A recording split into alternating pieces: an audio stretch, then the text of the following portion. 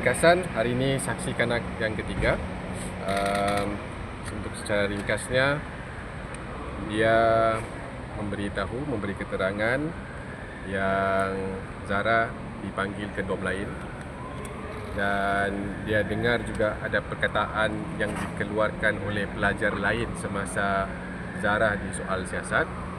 Itu jelas bagi dia, dan dia juga ada menyatakan semasa perkataan itu dikeluarkan, pelajar yang menyiasat Zara tersebut dalam keadaan marah, dan dia juga mengesahkan ada melihat rencana bendera, melihat juga sepucuk surat yang kepunyaan Zara.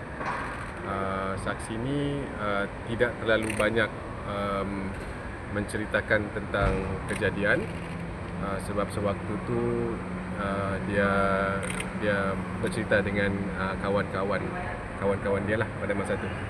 Itu ringkasan yang mengenai saksi kanak-kanak yang ketiga hari ini. Besok kita akan bermula dengan saksi kanak-kanak yang keempat dan kelima. Ada 2 orang, dan tadi Hakim Coroner ada membangkitkan isu mengenai media, dan conducting officer mendapat arahan daripada HQ bahawa media tidak dibenarkan untuk berada di dalam inquest. Adalah sebab-sebab tertentu dia, dan adalah poin-poin taken by the Hakim Coroner. Our stand ialah kami setuju sekiranya media berada di dalam, dan juga kami senada dengan peguam kepada first child offender. Diorang pun bersetuju. Peguam kepada Bapa Zara tidak bersetuju, dan kami semua bekerja dengan baik, dan akhir sekali Hakim Coroner memutuskan disebabkan oleh isu saksi kanak-kanak. Saksi kanak-kanak ni perlu dijaga, dan dia memutuskan agar mengekalkan status quo bahawa pasukan media tidak boleh berada di dalam inquest, dalam proceeding. Namun begitu, dia berkata segala info pasal proceeding boleh diperolehi daripada peguam-peguam lah, peguam-peguam yang berada dalam proceeding. Itu yang kedua. Yang ketiga, sepatutnya hari ini ada dokumen-dokumen yang akan diteliti oleh pasukan tim forensik expert, pakar. Dokumen-dokumen itu adalah dokumen-dokumen yang baru yang telah dirampas oleh pasukan polis, dan telah dibawa pun sebenarnya ke mahkamah.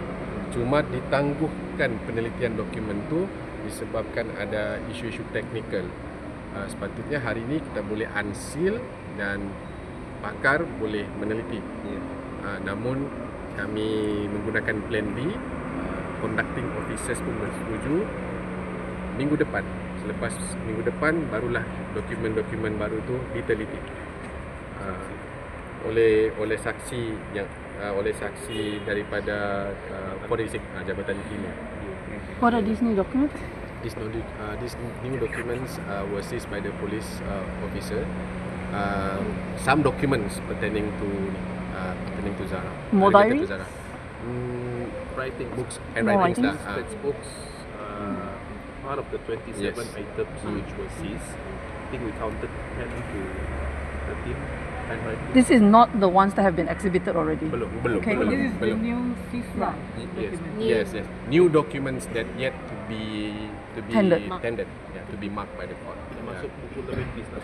Yes. Buku Love and Peace sebenarnya itu dalam dokumen, dalam bungkusan. dalam bungkusan plastik yang telah dibungkuskan.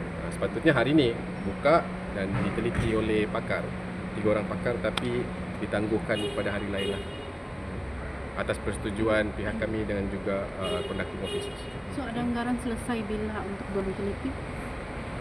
Diorang akan berada di sini sehingga meneliti dokumen sehingga besok, dan akan kembali ke Semenanjung, dan kemungkinan besar akan datang semula untuk meneliti dokumen yang akan dibuka oleh saksi dan jabatan kimia. Mungkin dalam minggu depan.